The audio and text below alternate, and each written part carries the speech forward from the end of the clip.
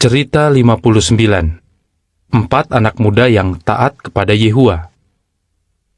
Sewaktu Nebukadnezar membawa keluarga kerajaan dan keturunan bangsawan Yehuda ke Babylon, dia menunjuk pejabat istana bernama Aspenas untuk mengawasi mereka.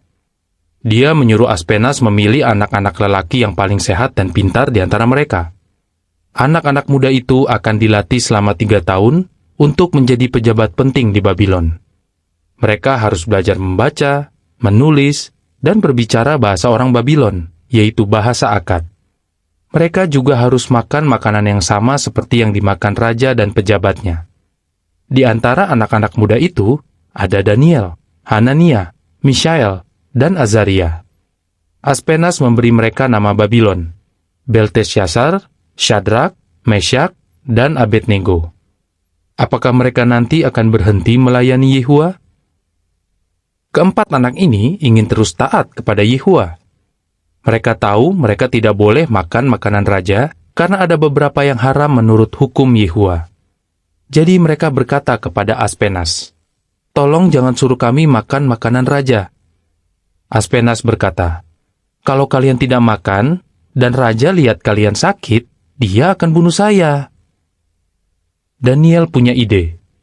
Dia berkata kepada Aspenas, "Tolong beri kami sayur dan air saja selama 10 hari.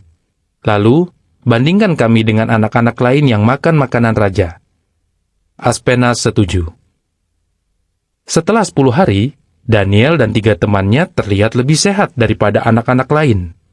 Yehua senang karena mereka taat kepadanya. Dia bahkan memberi Daniel kemampuan untuk mengerti penglihatan dan mimpi. Setelah semua anak muda itu selesai dilatih, Aspenas membawa mereka kepada Nebukadnezar.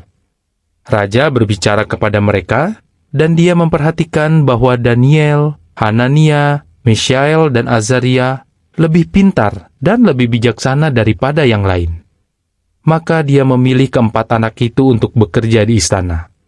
Raja sering meminta nasihat mereka untuk masalah yang penting. Yehua membuat mereka lebih bijaksana daripada semua orang bijak dan ahli ilmu gaib di Babylon.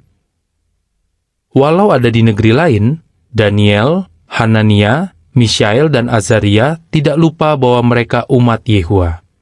Apa kamu juga akan selalu ingat Yehua meski kamu tidak bersama orang tuamu? Jangan biarkan siapapun meremehkan kamu karena usiamu yang masih muda. Sebaliknya, jadilah teladan bagi orang-orang yang setia, baik dalam perkataan, tingkah laku, kasih, iman, dan kemurnian. 1 Timotius 4 ayat 12. Pertanyaan, kenapa Daniel dan 3 temannya taat kepada Yehua? Bagaimana Yehua membantu mereka?